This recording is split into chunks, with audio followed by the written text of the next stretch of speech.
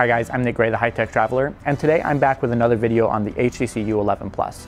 I've already done a handful of videos which compare the camera of this phone against the HTC U11, the Pixel 2, and even the Galaxy Note 8. So check out my channel if you want to see those. Also, I have a full video review coming up on this phone, so make sure you subscribe to see that as soon as it's up.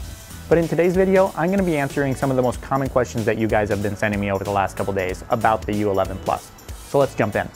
So our first question is about the battery. Is battery life any good?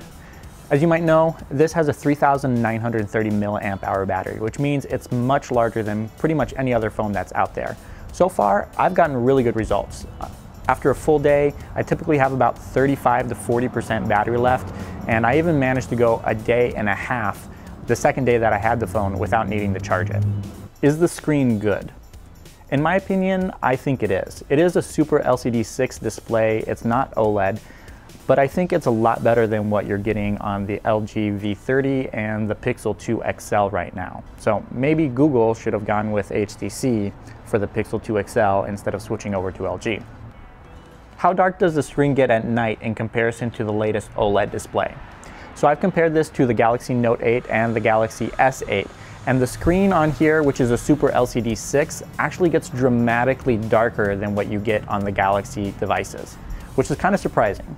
And even more questions about the display. Can you verify that it has the display setting sRGB mode? And also, can you show the display outdoors at maximum brightness? So I'm using the phone at maximum brightness right now to read off these questions. Here it is.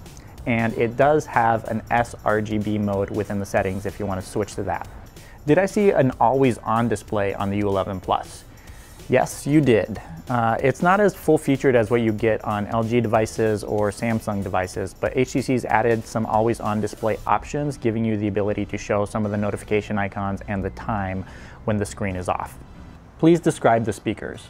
So as you might know, this is using HTC's hi-fi boom sound setup, which puts the highs through the speaker up by the display and the lows through the speaker at the bottom. And HTC is also claiming that it's 30% louder than the U11. Now, I can confirm that it's noticeably louder, but I actually can't confirm the numbers. So take that for what it's worth. And we have another question about the speakers. I love your videos very much. I really want to buy this phone, but don't know about the stereo speaker details. Are they as good as the iPhone 7? I would say they're significantly better than what you get on the iPhone 7. Next one up. Was that an IR blaster I saw? I'm not sure where you saw an IR blaster, but there is no IR blaster on any side of this phone.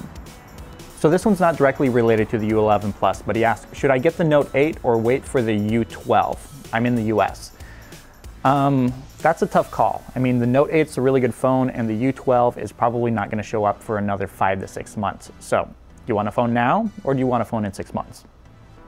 Does the U11 have portrait mode? Unfortunately, no.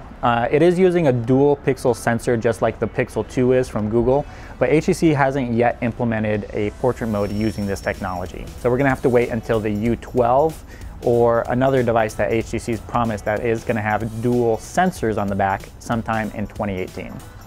Is there autofocus on the U11 Plus's front-facing camera? Because my only complaint is that my U11 has fixed focus for the front-facing camera.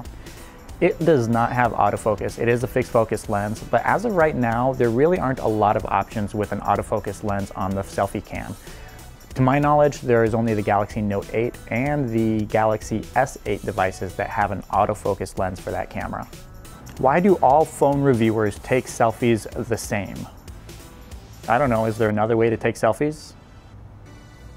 How did you manage to get the device sent to you? I haven't seen any big tech channels with it yet. So on day one, when this phone came out in Taiwan about a week and a half ago, I had a friend pick it up at an HTC store there and then mail it to me. So this was my device paid with my own cash rather than a review unit. You should be seeing the first round of reviews come up in Europe within the next couple weeks, since the phone is expected to come out at the end of November there. Since I managed to get my hands on the U11 Plus early, a lot of people have been asking, where can I buy the U11 Plus? As of right now, the U11 Plus is only available in Taiwan and China. Europe is going to be getting the device in late November or early December, and other markets as well, but it is not coming to the US. So if you do want to buy this phone, you're going to have to go and find an online retailer who will ship it to you here in the US. What town is that? It looks really nice. So the pictures that you've been seeing in my photo comparisons have been taken in Winchester, Virginia, which is about an hour outside of Washington, D.C. It's got a cute little downtown and a little mall area, and that's where I've been focusing most of my pictures on, mainly because it's the only picturesque area of town. Can you get rid of the app drawer icon? I want to use that space for something else. Unfortunately, you can't. As you might have seen in some of the videos, there is an app drawer icon at the bottom on the new UI, even though it features a swipe up mechanism to open up the app drawer. Where are the software animations? So far, I actually haven't noticed any software animations when opening or closing apps on the U11 Plus. HTC did have some on the U11, but they were extremely fast. So if there are any on this phone, they're so fast that I can't even notice them. So the last question of the day.